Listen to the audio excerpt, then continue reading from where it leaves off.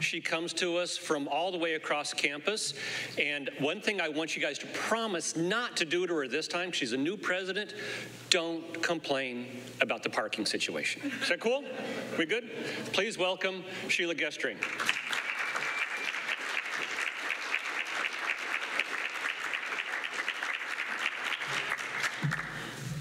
Oh, look at that. I wasn't quite sure. I forgot to check on the technology, so somebody's on top of it in that booth, and thank you very much.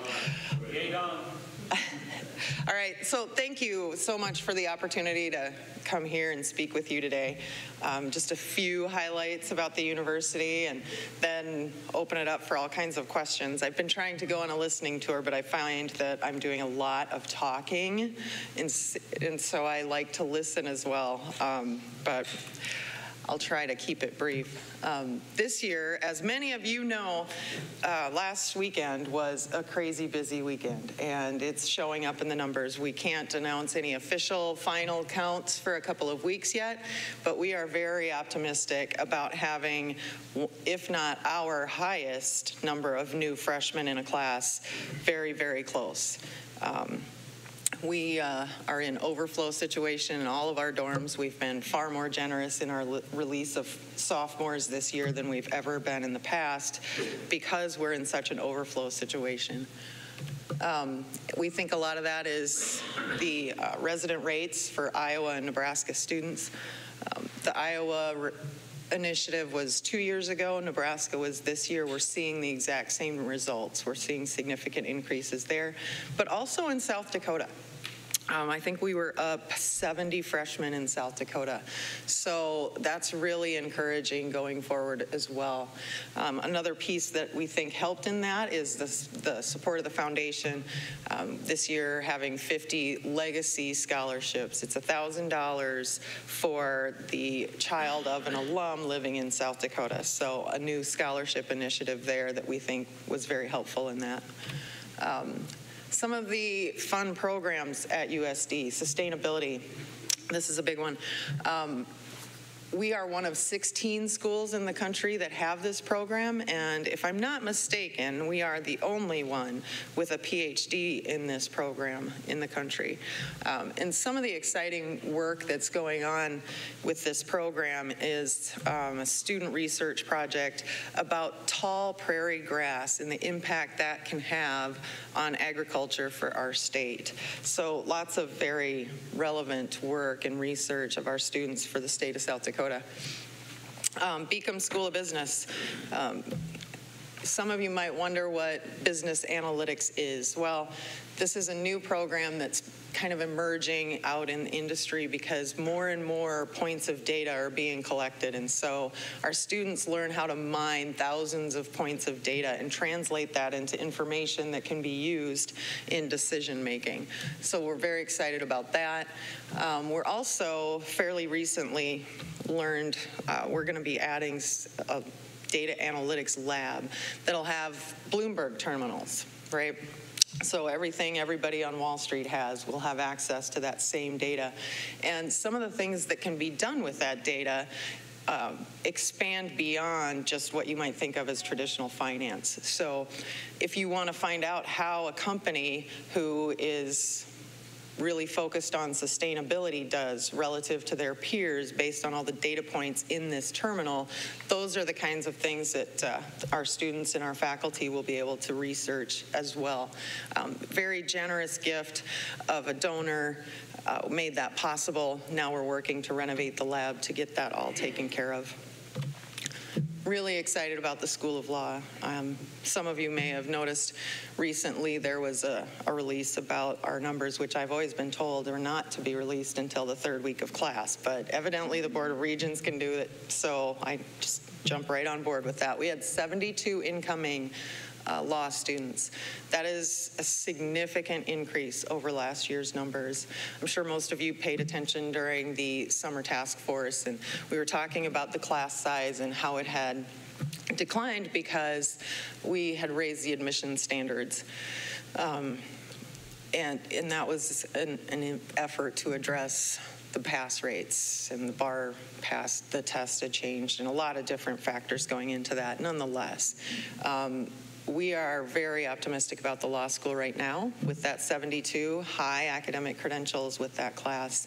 We were able to beat out Drake and Creighton in the process with two individual students, and really do have a debt of gratitude to the governor and the legislature for their support for the additional appropriation to begin some additional work in compliance online and in Sioux Falls, and then also the support of all the generous donors that have helped us with the 15 by 15, which is 15 full tuition scholarships. The 15 is the N, 15, the second 15 is $15,000 a year. That's what tuition is for a law school student. So really excited about everything going on there. We'll start now searching for a new dean this fall. I think next week is when the search committee will start that process. So that will be our next challenge, is to identify our next leader because of Dean Gui announcing his retirement and going back to the faculty.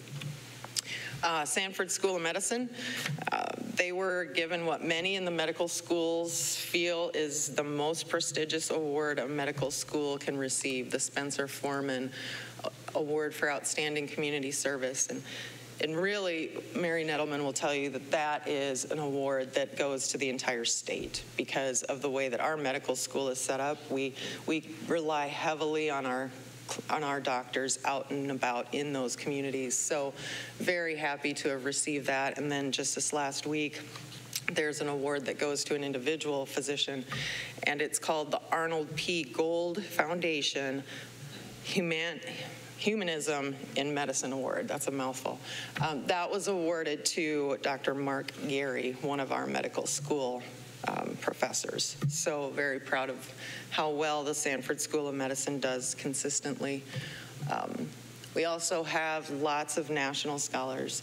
We have absolutely great students. This is one example. And Josh grew up just outside of Yankton and was a chemistry major. And now he is going to continue his studies at Oxford. And I always have to read this one. It's Philosophy and Environmental Change Management.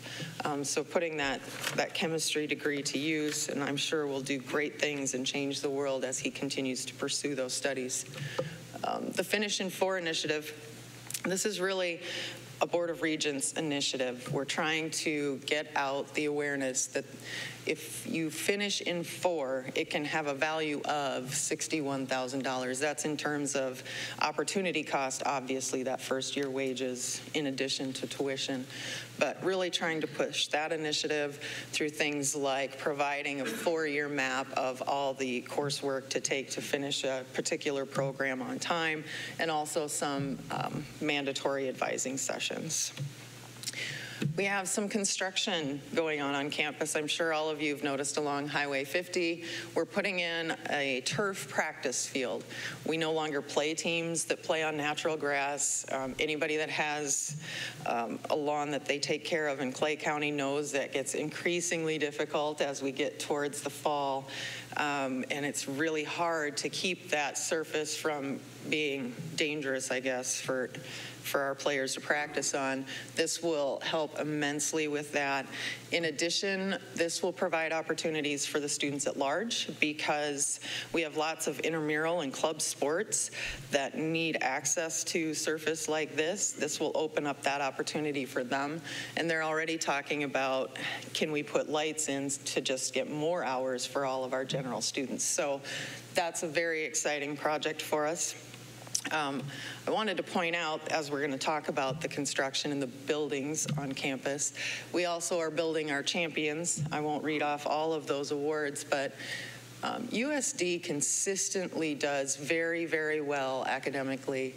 I think we do a great job of understanding the order of student-athlete with the emphasis being on students. So I just wanted to show a few of those. 211 named to the Summit League Honor Roll. That's a really impressive number. Also, the Dakota Dome, I'm sure everyone's heard a lot about this. We're gonna finish what was started 40 years ago. We're going to try and get some permanent seats on the west side. Not try, we are going to get permanent seats on the west side. And here are a couple of the phases, things we're thinking of trying to get done in that first year. The permanent seats, the locker room, the outdoor practice fields, meeting spaces and offices, which all of that will help the Olympic sports. Moving football from the east side to the west side is going to provide some additional space and opportunities for our Olympic sports as well. Right now, they're all kind of crammed into really tiny spaces. And then the second would be more modern concourse, some amenities on the east side, and updating some of those spaces as well. There are 3 phases in total. The third is the pool. We may find a different solution for the pool. That wasn't a great pool when it was put in, and it's even worse now. So we need to address that as well. I don't have any pictures yet, but the National Music Museum is also another large capital project that we're in process of. And that renovation and expansion will begin here probably 6 months. I'm not sure that I have that date quite right. Unfortunately, we're going to have to close the museum, I believe, for a period of time. We're trying to work through that with the architects, but really excited about what that will do for the Music Museum as well. A couple other things, University Center. Everybody hears a lot about the University Center in Sioux Falls. We are in the process of hiring a replacement executive director, and that person will be charged with reaching those students that aren't going to be able to come to a campus like USD. For example, there are probably 30% of the Sioux Falls high school graduates that do not go on to the military. They don't do technical institute. They don't go to a 4-year university. Oftentimes it's socioeconomic. Sometimes it could be a family that has no one in their family has ever gone on to college, so they don't really understand what college is or how to navigate the process.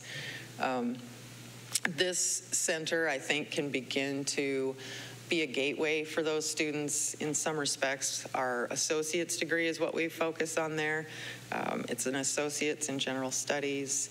And with success, those students then would hopefully move on to another campus, be it ours, SDSU, which I hate to say, or Dakota State, or, wherever they might fit. It's also an opportunity, I think, to provide some certificates for those that may want to retool. Maybe they're already working, or they're an adult, or they want to change careers, perhaps retool. We'll offer some master's programs there from the business school. We generally do a lot of that online, but certainly keep looking into what we can do there. And then also those students that just don't know what path to take right now. So some opportunities, I think, at the University Center there in Sioux Falls. The newest kind of initiative for the university is a Discovery District. And SAB is already having success. They have a facility there in Canton. That's where they keep all of their animals, I believe. And they've had some success. I don't know if you all saw it in the paper, working through or trying to eliminate Ebola. But they're going to be able to do an awful lot of trials and work through those kinds of steps and processes in order to get that to market at this facility. So we're really excited about that Discovery District. And finally, nothing new, same message. We're going to be a leader in preparing our students. We're going to keep working in research, and my biggest push right now is affordability. And everyone saw, I'm sure, in the Argus that South Dakota's #1 for student debt. That doesn't bode well. That doesn't look great. So the South Dakota Board of Regents have done something a little bit different, and I like to think that the president's played a big role in that. Instead of everyone bringing forward individual priorities, we chose 2 that we all agreed on. And the first one is access, and that's Dakota's Promise, where the state will fund or fill the gap as identified by this formula that involves several parties: the student working, the expected family contribution, financial aid, merit aid, and then the state fills the gap. And we've taken it a step further and said we will match what the state puts up. We will raise privately what the state is able to fund for that program. So very hopeful that that initiative can be funded. I realize there are significant challenges every year when the legislature has to come in and look at what dollars are available. And then the second is salary competitiveness. And what we're finding at the universities, and it may not be true everywhere, but I suspect it might be, what we're finding is that turnover actually costs more than not giving raises. And it was most evident this year. I realize it's an effort to save dollars, to not increase a budget. But what happens is we lose faculty that perhaps have been here for 10 years and not had raises 5 or 6 of those years. And that's really, to me, is a psychological thing as much as anything. But anyway, this year when we bring new faculty in, particularly in the hard sciences, we have to provide what's called a startup package, and I promise it is not a signing bonus. It is renovating labs and providing equipment. And so even when that faculty member leaves and there's savings from that individual's budget, right? So let's, $50,000 is saved perhaps, right? We end up spending $300,000 to bring someone onto campus so that they have the security and the possibility of getting their research started here. So we're trying to get that message across as well, how important it is to be competitive on salaries, because it costs us more to lose faculty than to retain them at 2%. So that is it. That is my presentation, and I am more than happy to take any of your questions. Yes? Could you talk a little bit more about the Department of Sustainability? Tell us what that is, and is that cross-disciplinary? You know, sustainability is really about, and I am not an expert by any stretch of the imagination, but environmental sustainability, right? So looking at native grasses, I would think recycling is a big part of their curriculum, looking at how we can leave less of a footprint on our environment. And is it cross-disciplinary? I suspect it definitely would be. It's becoming more and more important to businesses in general. I think people are becoming more conscious of the impact on the environment, so having that background would certainly be useful as well. Are any buildings on the demolition list? Well, there are some, but I need to replace them and raise the money in order to replace them first. The vision, I guess, at this point would be to build a new health sciences building, and that would then replace both Noteboom and Julian Hall. Neither one of those facilities are great for instruction of those programs. So once we're able to raise the dollars, the financing for that building, that one would go down. You know, a while ago we had identified Brookman Hall as a hall to be brought down as well. But with our overflow situation, we've actually had to double up in there. So we'll have to think about how to replace that hall in the future as well. Those are the 3 buildings I would say are potentials. Mm-hmm. Next August, when you get a year into your tenure as president, it's a big job. What would you like to have accomplished in 1 year? In 1 year, I would like to have gotten Dakota's Promise taken care of. I think that there's a lot of things at play there. But that, I'd like to see our class sizes continue to grow. I think we have a lot more opportunity for a more vibrant campus here. We have a lot of opportunities to offer students as well. And I'd like to see our retention rate come back up.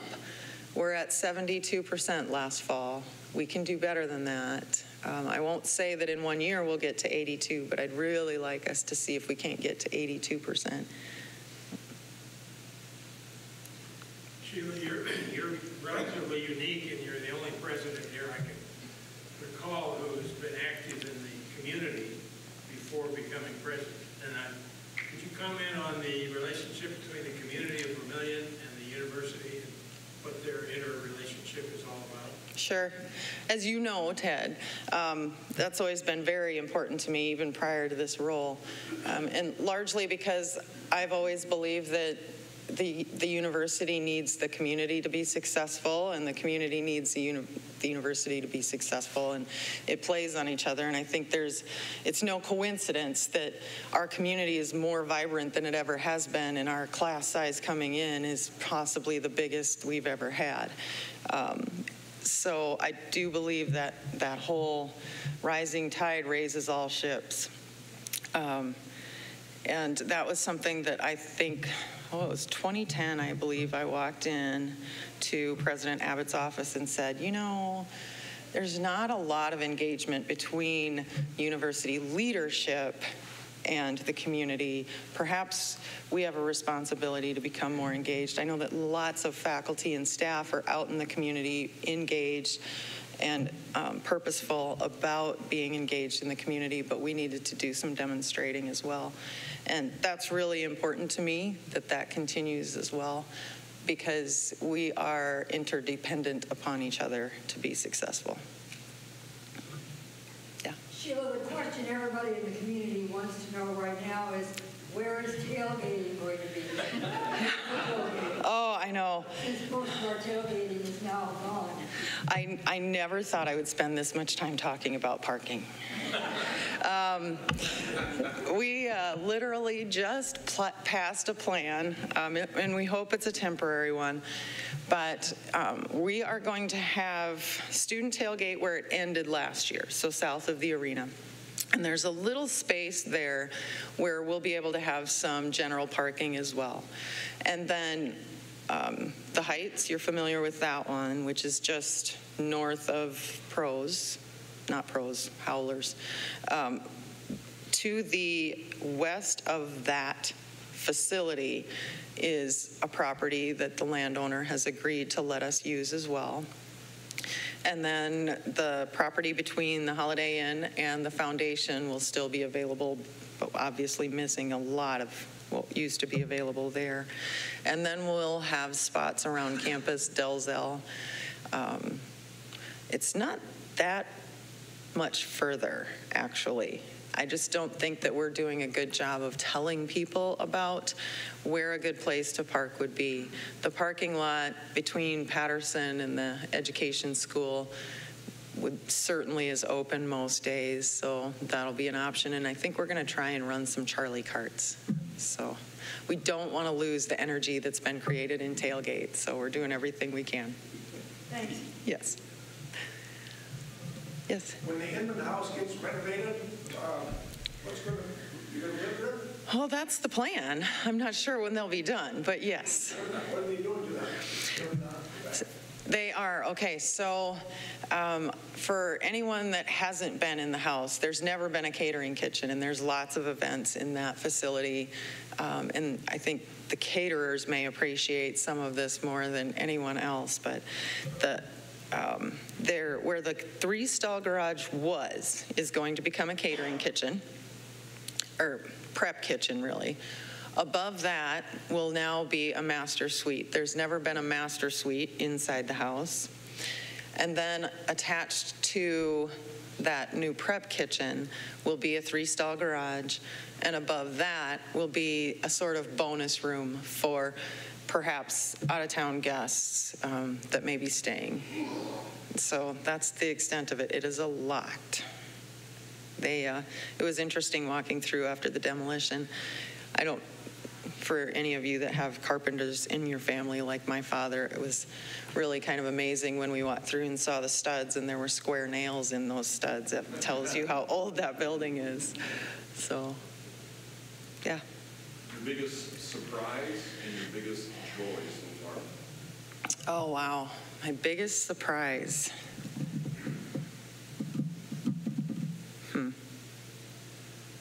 I've been here for so long. There wasn't much out there. My biggest joy is probably meeting the alumni and the students that I haven't had the chance to meet before. They're really amazing. one individual, just recency effect. From Akron, Iowa, is the curator of musical instruments at the Met in New York City, the Metropolitan Museum of Art. I mean, just amazing to me that our faculty were able to provide him with that kind of instruction, and then he was able to take that and do what he's been able to do. So the biggest joy is probably meeting the students and all the alumni. So. Yes? Do you think we'll ever have like alcohol for sale at sporting events? I see Western Illinois is experimenting with that at football this year to sort of evaluate how that will go. I do. It's not going to happen for football. We are working on a plan for basketball, but it has to be very limited and contained areas according to the Board of Regents policy. So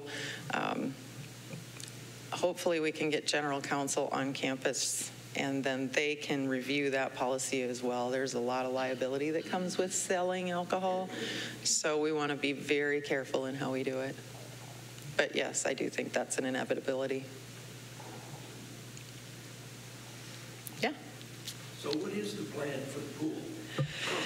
Oh, if I could make money appear out of the sky, I would add a pool onto the wellness center, and I would make it obviously a competition pool, but an L, right? So you can have swimming and diving over here, and people can be doing laps, and then vice versa.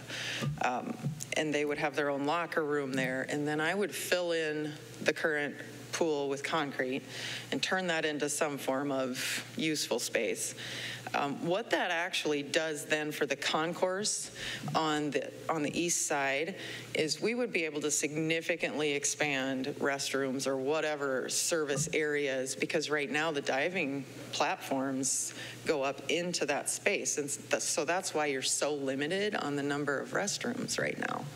So that would be the ultimate vision if I can figure out how to raise the financing to get that done.